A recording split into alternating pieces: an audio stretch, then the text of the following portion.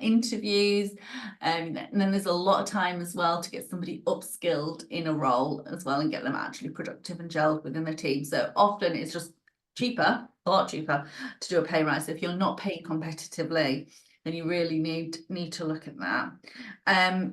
Do you invest as well, I think, in the tools and training that people need to do their job well?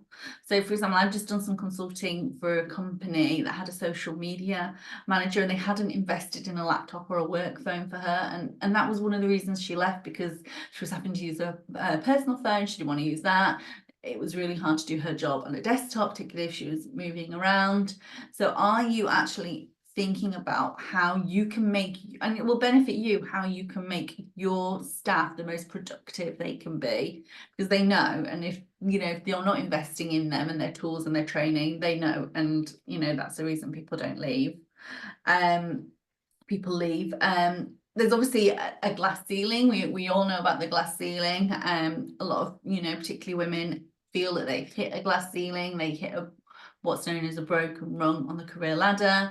If they want to work flexibly part-time, they're suddenly sidelined, put in mummy trap roles, and they know that they are not reaching their full potential. And if they see a role that they, and this is for anybody, if they see a role that's maybe offering the flexibility they need but is stretching them, then they will apply. So are you making sure people aren't being overlooked in your organisation and left in roles just because they're working flexibly or part-time?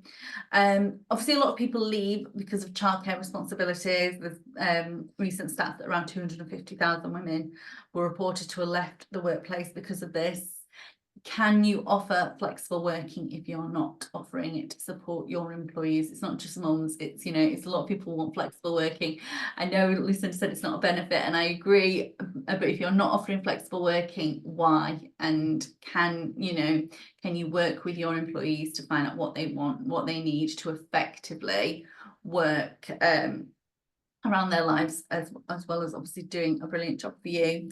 But generally, flexible working, I think, is such a, it's the norm now. It's really, as a recruiter, it's really hard to sell a role that's 5 days in the office when a competitor is maybe doing a hybrid, and that's now standard full-time hybrid, 3 days in the office, 2 from home, which seen as quite normal in the industry. But really, I suppose it comes down to this: do staff feel trusted to do their roles, or are you micromanaging their every move? I know that there are some jobs where people do need to be in, like retail, etc. But if they can work from home, but you're insisting on them working in the office 5 days a week, are you explaining that to them as well? What's the justification for that? Are staff bought in? I think it's just bringing people on your journey and communicating your vision. So the next thing I was going to talk about was building positive relationships with staff. Would you like me to move on, Ishmael, or do you have any questions? Yeah. Definitely, I do have. People leave because they don't feel normal, and and I think, well, nothing. That's absolutely, true. But how to, for an employer, especially if for a startup, because I know I've been using myself as an example, but so as a startup, because I've been in, I've set up several startup businesses, so it's difficult, especially at the initial stage. What are the things that an employer can put in place? Yeah. What is the system or the process can put in place to kind of like make people feel value in terms of working in the organization? I think it's having a clear purpose. I think if you've got a clear company purpose that you live and breathe, like Lucinda said, it's not just writing on the wall. It's something that your organization is living and breathing, and you're regularly communicating with that and that with your employees, then it's a lot easier to hire the right people that believe in that vision and then want to support that vision. So I think it's, a lot of people now, they don't just want to work for a company just because it makes money. There's, even like the saying, like we want to see clients like live well. It's things, it's something quite feeling quite tangible, and people then can buy into that. I think it's having a clear company vision that you're communicating, that then employees are buying into. And then, like I said, it's just recognizing those contributions and actually saying thank you. You can do it on a weekly basis, a monthly basis, but it doesn't have to cost a lot, if anything. It's just actually taking that time to recognize good work and actually saying thank you. And I, you know, I think we would all like to think we were good people, and that would be something, you know, as a good person, I would, you know, encourage us all to do, is actually say thank you to those people that are, you know, helping to build. You know, if we're in a startup, we're relying on those employees to build our company and build our dreams. Yeah, that's very important, because and this kind of remind me. I remember one of my staff came to me and, you know, said, "Is it possible for me not to work on Monday?" So, you know, it was kind of like, you know, why does she doesn't want Monday? You know, Monday's the start of the weekend, all that kind of things. But obviously, I kind of like, you know, try to put myself in that situation, because the reason why she said that, because she's got 2 kids, and obviously, you know, our childminder, for some reason could not do Monday, you know, so that, you know, changed our situation.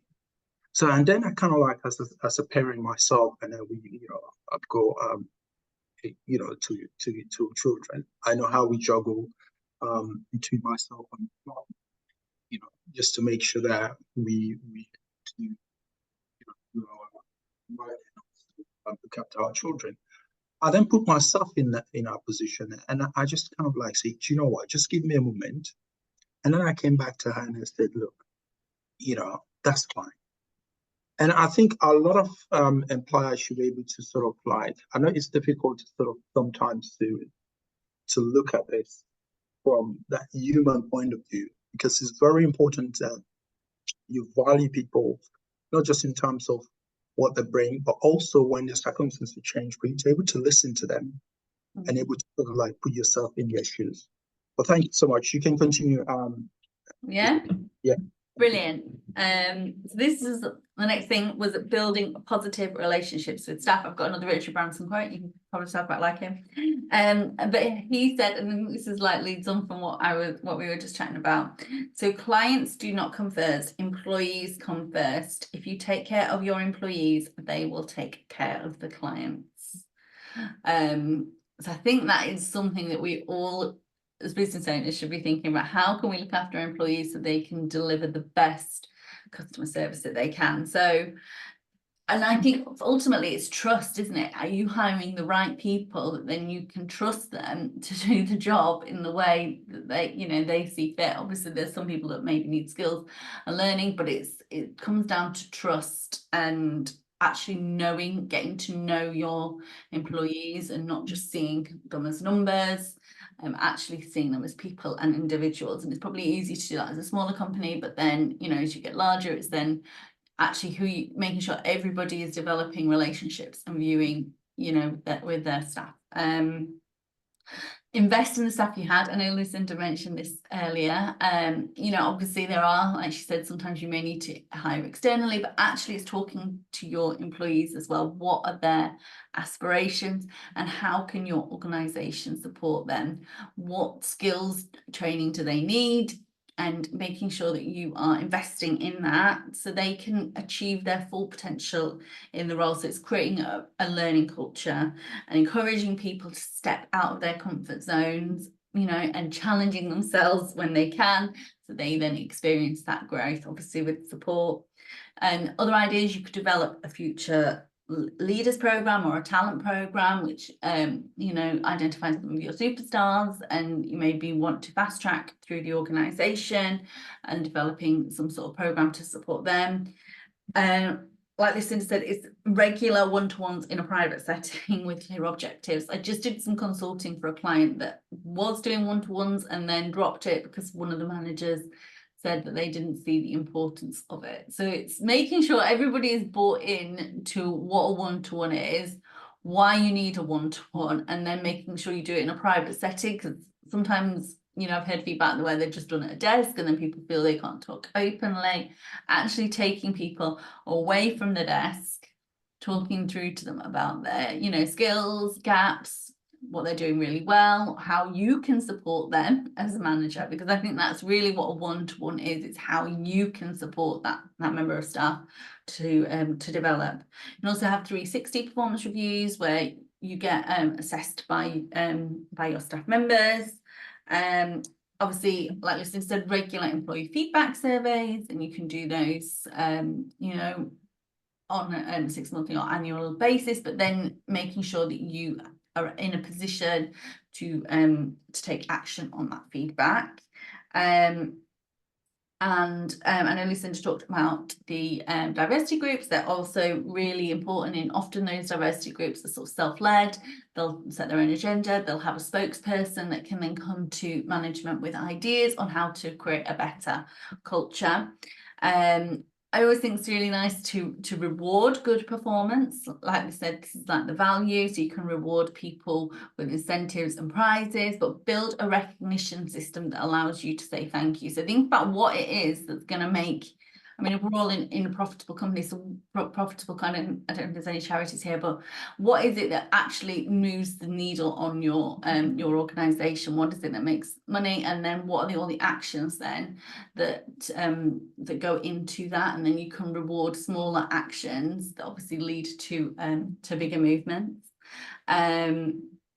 And then mentorship, spoken about that, you can do upwards and downwards mentorship. That's really important because sometimes, you know, people get up to the C-suite and they forget what it's like to be starting at the bottom. So you can do upwards and downwards mentorship, and that gives people an understanding into the culture.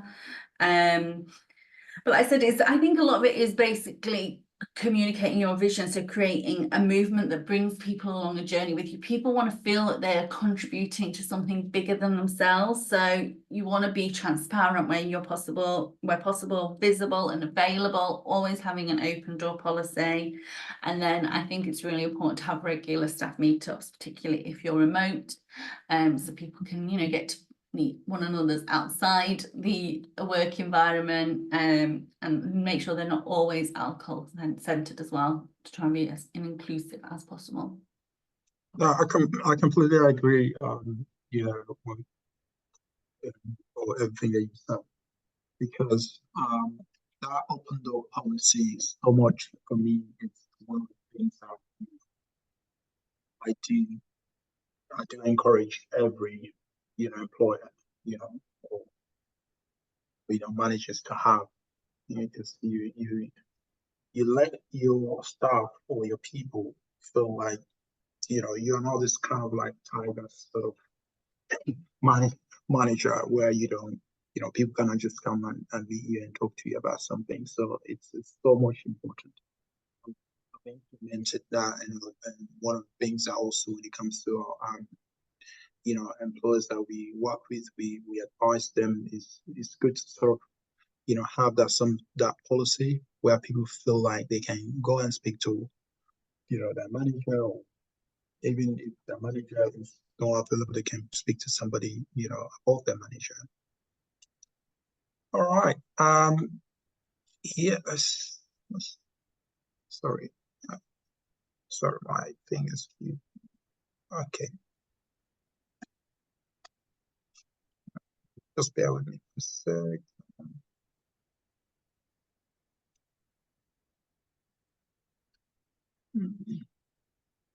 Okay. Elizabeth, you can continue. I think here, I know you got your notes, about building positive relationships. Oh yeah, sorry, that was what I just spoke about. Okay, that we talked about that. So let's just move to that. So what are some of the effective methods for nurturing relationships with employees? Oh, is that me? Do you know, I didn't make, but I can talk about this. Do you want me to talk to Yeah, it? if Yeah, I think it's just that regular communication piece. You know, it's having the one-to-ones, the open door policy, making sure people feel that they can approach you, issues, or with questions, actually taking an interest in people's lives as well. It's not just